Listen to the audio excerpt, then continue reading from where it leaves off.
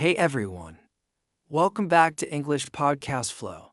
Alice, I have to tell you, this topic today is bringing back so many memories for me. Hey, friends.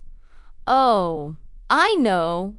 Frank, today we're talking about children and how to have conversations about kids in English. And this is such a universal topic because whether you have children, you're planning to have them, or you're an aunt, uncle, teacher, or just someone who interacts with kids, this vocabulary is going to come up constantly in everyday conversations.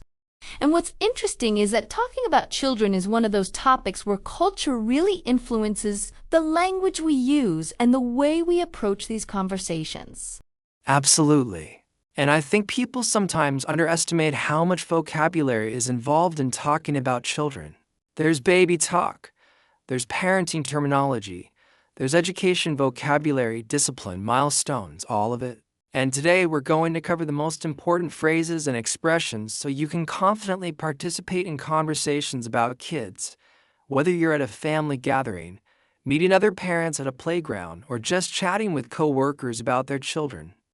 So grab your coffee or tea, get comfy, and let's talk about the little humans in our lives. Real quick, thank you so much for being here with us. We appreciate every single one of you.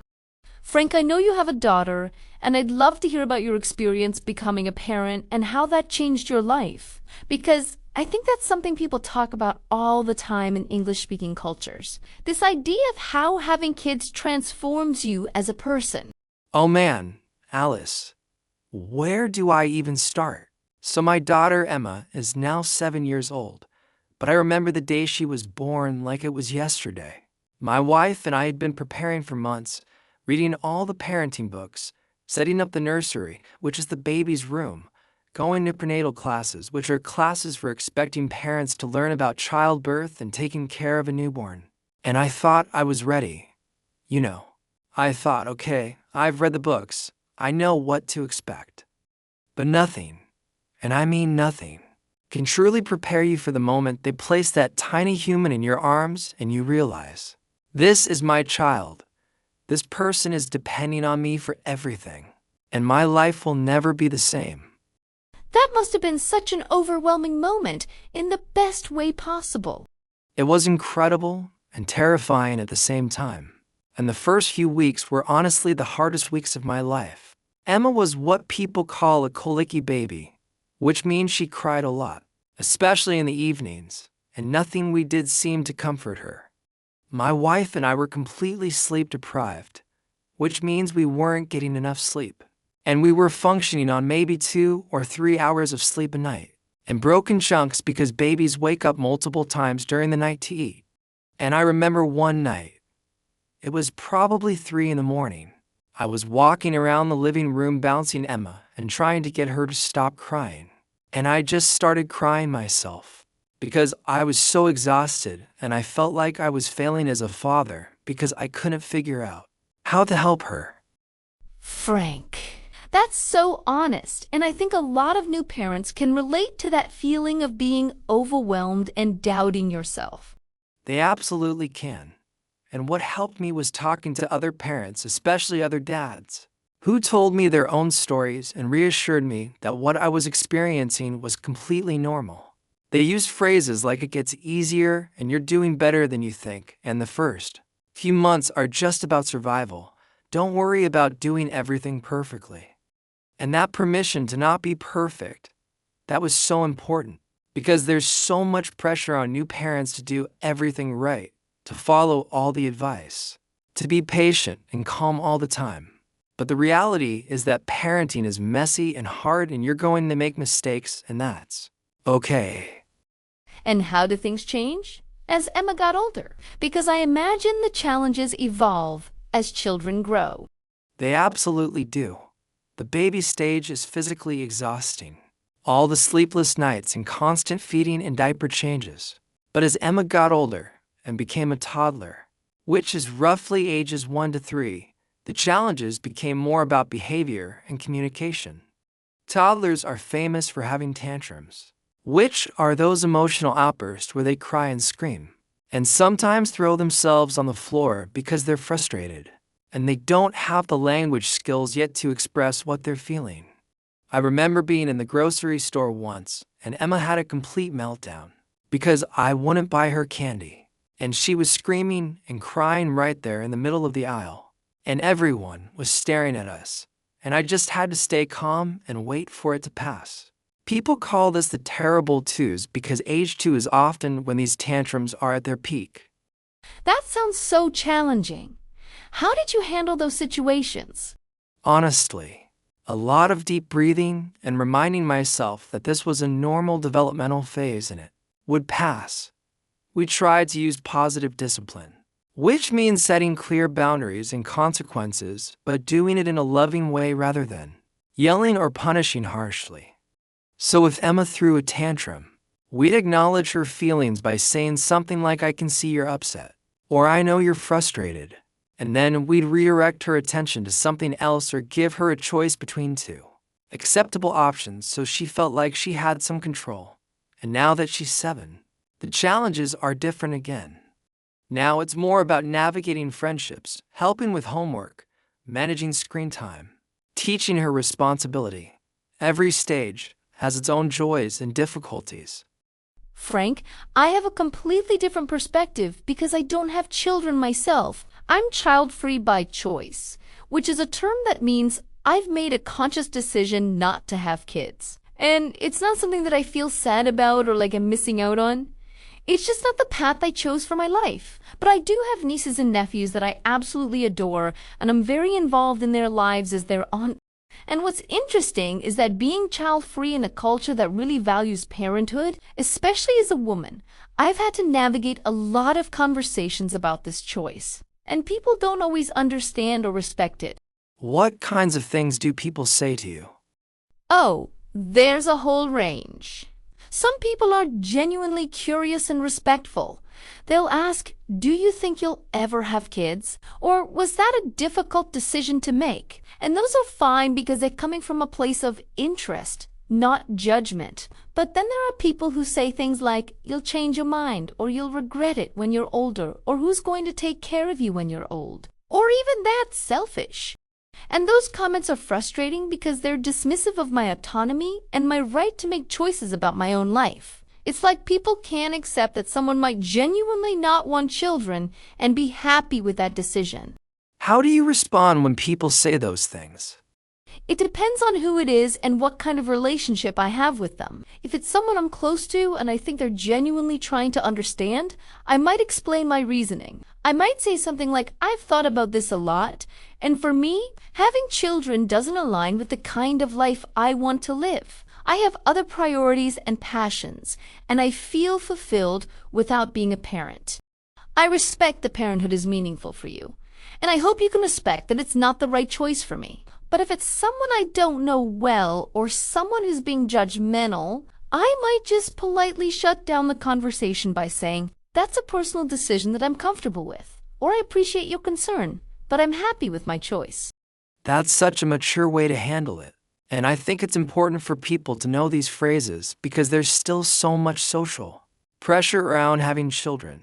And people who don't want them or can't have them for various reasons often face really insensitive questions and comments.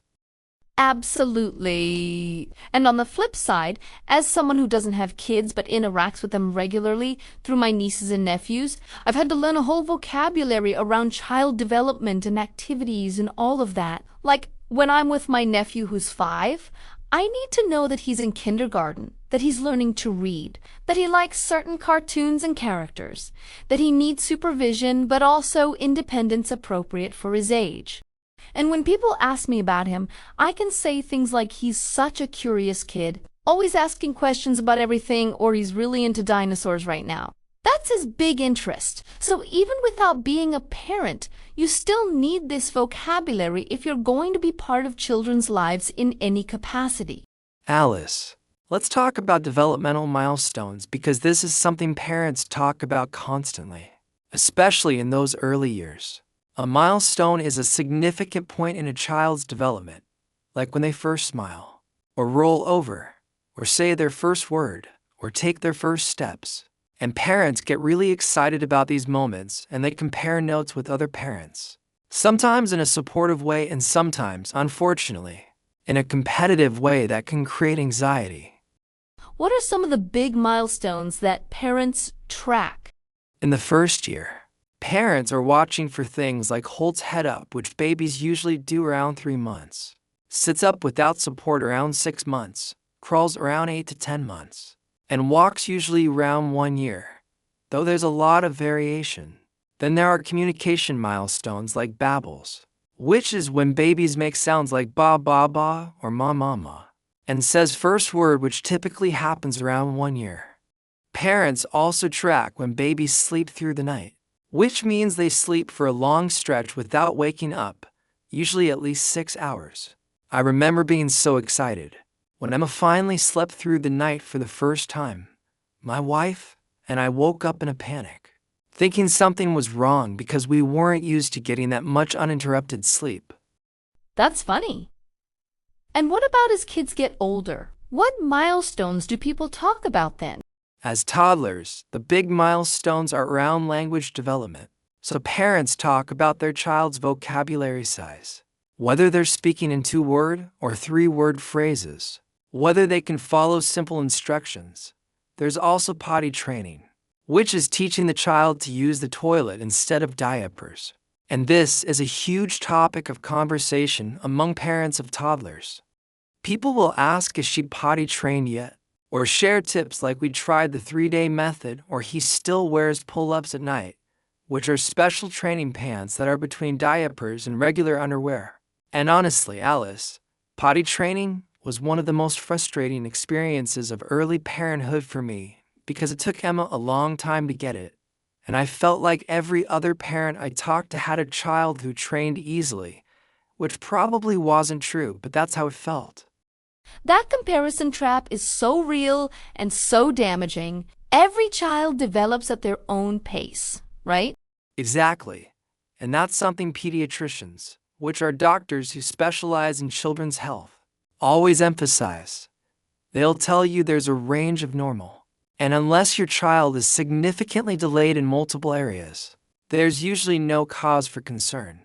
But parents still worry because we want our kids to be okay and to thrive.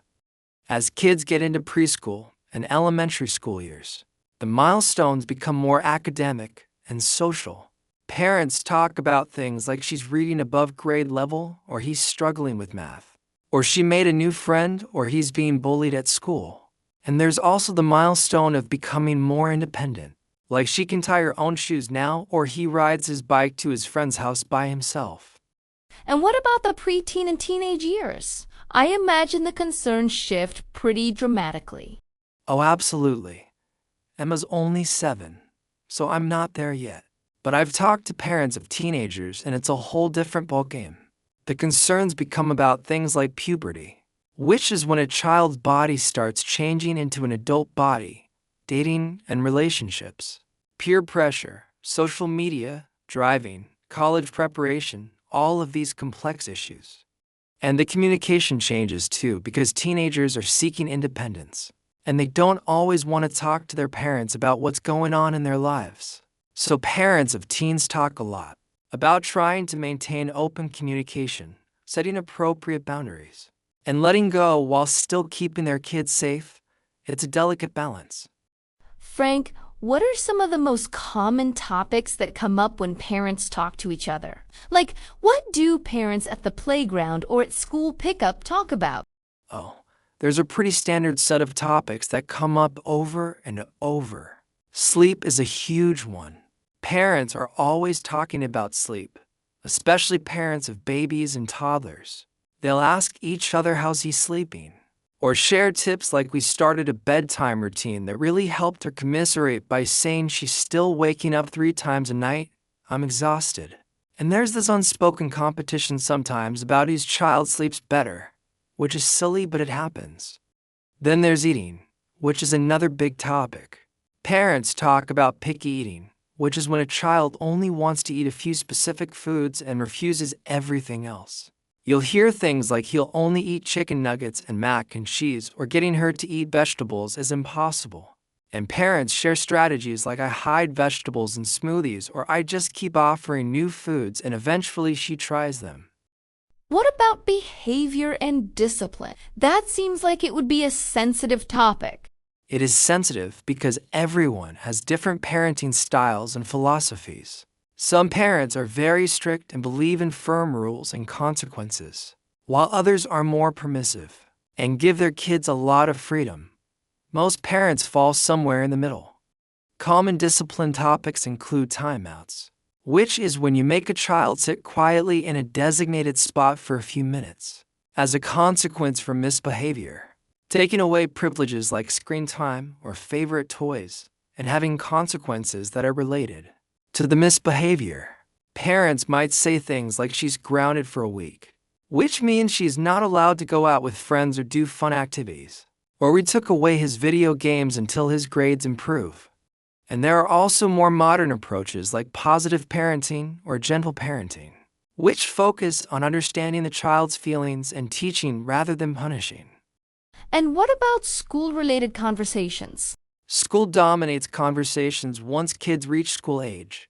Parents talk about teacher conferences, which are meetings between parents and teachers to discuss the child's progress, homework struggles, whether the child is ahead or behind academically, social issues like she's shy and has trouble making friends or he got in trouble for talking in class, and extracurricular activities like sports teams, music lessons, art classes. Parents also talk a lot about how much time kids spend on screens, meaning phones, tablets, computers, TV. There's a lot of debate about screen time limits and what's appropriate at different ages. Some parents are very strict and limit screens to an hour a day. Others are more relaxed. You'll hear things like we have no screens during the week, only on weekends, or he's addicted to his iPad. I don't know how to get him off it. It sounds like there's a lot of judgment and comparison in parenting culture. Unfortunately, yes. There's a term called mom shaming or parent shaming, which is when parents judge and criticize other parents' choices. It happens a lot, especially online. People have strong opinions about things like breastfeeding versus formula feeding, whether to vaccinate, what kind of discipline to use, whether to send kids to public or private school, whether to let kids have social media, and on and on. And new parents especially are vulnerable to this judgment because they're already insecure about whether they're doing things right. The best approach is to recognize that every family is different. Every child is different, and what works for one family might not work for another. As long as the child is safe, loved, and cared for, there are many valid ways to parent. Frank, we've talked a lot about how adults talk to each other about kids, but what about talking directly to children? Are there specific phrases or ways of communicating that work better? Definitely. When you're talking to young children, you want to get down to their eye level if possible, so you're not towering over them. And you want to use simple, clear language.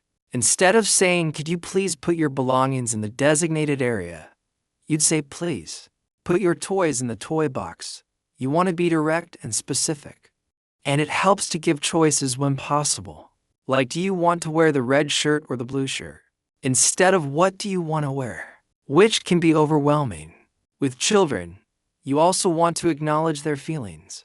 If a child is upset, you might say, "I can see you're feeling sad," or "It's okay to be frustrated." This validates their emotions and helps them learn to name and understand their feelings. What about praising children? I've heard there's a right way and a wrong way to do that. Yes, generic praise like "good job" or "you're so smart" is less effective than specific praise that focuses on effort and process. So instead of saying "you're so smart," when a child solves a problem, you'd say, "I can see you worked really hard on that puzzle," or "you kept trying even when it was difficult, and that's wonderful." This teaches them that effort and persistence are what matter, not just innate ability. And when children misbehave, it's important to criticize the behavior, not the child. So you say hitting is not okay rather than "you're being bad." You want to separate the child's worth from their behavior. And what about when adults are talking about children, when the children aren't present? Are there things you should or shouldn't say? That's a good question. I think it's important to respect children's privacy and dignity even when they're not around. I try not to share embarrassing stories about Emma that might humiliate her later, and I don't complain about her to other people in a way that's disrespectful. It's fine to say parenting has been challenging lately, or we're working through some behavioral issues, but I wouldn't say my daughter is such a brat or share really private information about her. Kids deserve privacy and respect just like adults do. And if someone asked about my child and I don't want to share details, I can say she's doing well. Thanks for asking, and leave it at that. And one more thing that's really important. If you don't have children, and you're talking to someone who does, it's better to ask open questions and listen rather than giving unsolicited advice. Parents get so much advice from everyone, and unless they specifically ask for your input, they probably don't want to hear it. So instead of saying you should try this technique, just ask how are things going, and let them share as much or as little as they want. Your turn now. Go to the comments and share. Do you have children, or do you want them someday? Or if you're involved with children in other ways, tell us about that. And if you have a funny or meaningful story about a child in your life, share it. We'd love to hear about your experiences.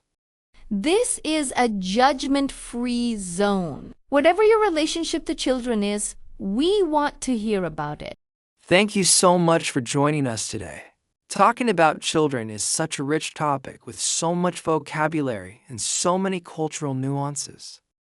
Whether you're a parent, planning to be one, choosing not to be one, or just someone who interacts with kids, we hope this episode gave you the language you need to navigate these conversations confidently. Remember, every family is different, every child is unique, and there are many valid ways to be involved with children's lives. The most important thing is to approach these conversations with respect and kindness. Keep learning, keep growing, and keep showing up for the kids in your life, however that looks for you. We'll see you next time. Bye, friends.